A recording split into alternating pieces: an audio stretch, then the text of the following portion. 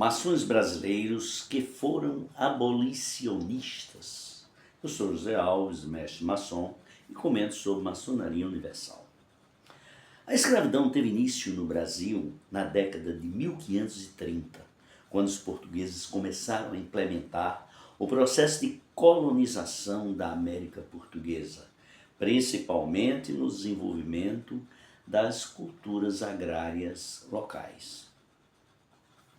Essa instituição escravocrata teve início primeiramente pela arregimentação dos nativos e foi gradativamente substituída pela escravização dos africanos que chegavam ao Brasil pelo tráfego negreiro. A escravidão no Brasil, que durou mais de 3 séculos e meio, foi muito cruel. Atingiu milhões de indígenas e africanos e somente veio a terminar na década de 1890. Dentre muitos brasileiros que estiveram envolvidos no processo da abolição da escravatura, processo este que sofreu soluções de continuidade por um período aproximado de 50 anos, que passou inclusive pelas seguintes leis. Em 1831 veio a Lei Feijó, que proibia a importação de escravos no Brasil.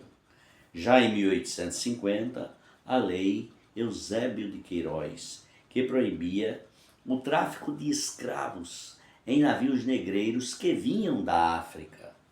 Em 1871, veio a Lei do Ventre Livre. Determinava que os filhos de escravos, nascidos a partir daquele ano, não seriam mais considerados como escravos. Em 1885, a Lei dos Sexagenários determinava que todos os escravos com idade de 60 anos ou mais seriam livres a partir daquele ano. E, finalmente, em 1888, veio a Lei Áurea, que libertava definitivamente mais de 700 mil escravos ainda existentes no Brasil naquele ano.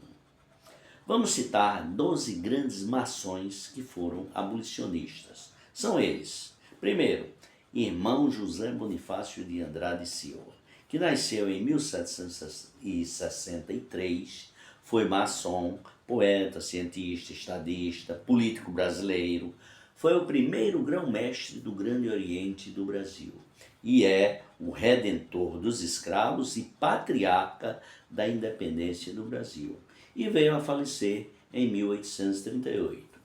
Segundo, o irmão Diogo Antônio Feijó, nasceu em 1784, também conhecido como Regente Feijó. Foi maçom, filósofo, sacerdote católico, estadista político, ministro da Justiça, regente do Império e abolicionista. E veio a falecer em 1843. Em terceiro, o irmão Francisco G. de Acaíba Montezuma, o Visconde de Jequitinhonha. Nasceu em 1794, foi maçom, jornalista, político brasileiro, eleito deputado para a Assembleia Constituinte de 1831, foi o primeiro deputado brasileiro a lutar contra o tráfico negreiro, um dos pioneiros do movimento abolicionista. Fundou em 1832 o Supremo Conselho do Brasil do grau 33 para o rito escocês antigo e aceito, e veio a falecer em 1870. O quarto é o irmão Eusébio de Queiroz Matoso da Câmara, nasceu em 1812, foi maçom, ministro do Supremo Tribunal de Justiça do Brasil, promulgou várias leis, entre elas a Lei Eusébio de Queiroz, de 4 de julho de 1850, que proibia o tráfico negreiro da África para o Brasil. Foi membro do Supremo Conselho do Brasil, do grau 33 para o rito escocês antigo e aceito, e veio a falecer em 1868. O quinto, irmão Luiz Gonzaga Pinto da Gama, Nasceu em 1830, foi maçom, escritor, advogado e abolicionista. Contribuiu com a libertação de mais de 500 escravos e é o patrono da abolição da escravatura do Brasil. Faleceu em 1882. O sexto foi o irmão Baldino do Amaral Fontoura. Nasceu em 1843, foi maçom, advogado, jornalista, senador, ministro do Supremo Tribunal de Justiça do Brasil, publicista da abolição da escravatura e da independência da República. Veio a falecer em 1920. O sétimo irmão foi o irmão Antônio Bento de Souza Castro. Foi maçom, promotor, juiz, abolicionista, responsável pela libertação de escravos negros contrabandeados depois de 1831. E com a morte do irmão Luiz Gama, assumiu a liderança do movimento abolicionista paulista. Faleceu em 1898. O oitavo foi o irmão Júlio César Ribeiro. Nasceu em 1845, foi maçom, romancista, filólogo, jornalista e abolicionista. Foi um combativo defensor da abolição e do movimento republicano do Brasil. Faleceu em 1890. O nono foi o irmão Antônio Frederico de Castro Alves, o famoso Castro Alves. Nasceu em 1847, foi maçom, poeta e expressou em suas poesias a indignação pelos graves problemas sociais da sua época, sendo considerado o poeta dos escravos. Faleceu em 1871.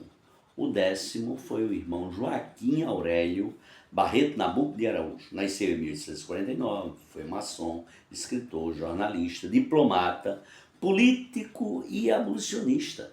Foi membro da Academia Brasileira de Letras e um dos seus fundadores. Faleceu em 1910. O 11º foi José Mariano Carneiro da Cunha. Nasceu em 1850, no Recife, foi maçom, advogado, jornalista, vereador e deputado federal pelo Recife, abolicionista e membro do Clube do Cupim, uma sociedade iniciática que tinha o objetivo de liberar escravos na forma da lei, ou então pela compra de alforria, ou mesmo clandestinamente. Veio a falecer em 1912. E por último, o irmão José Carlos do Patrocínio.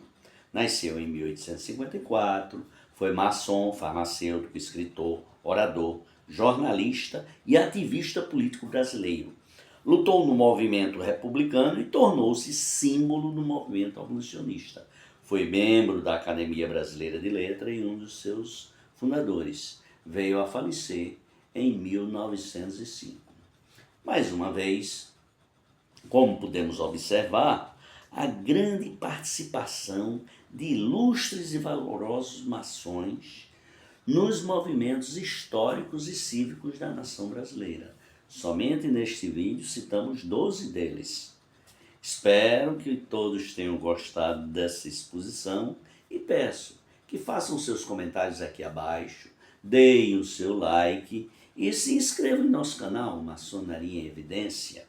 Acionem também o sininho para receberem notificações dos nossos próximos vídeos. Peço também que vocês se inscrevam no meu Instagram. E meu Instagram é josealves_oficial33. Eu espero vê-los em nossos próximos vídeos e desejo a todos um abraço fraterno. Até lá!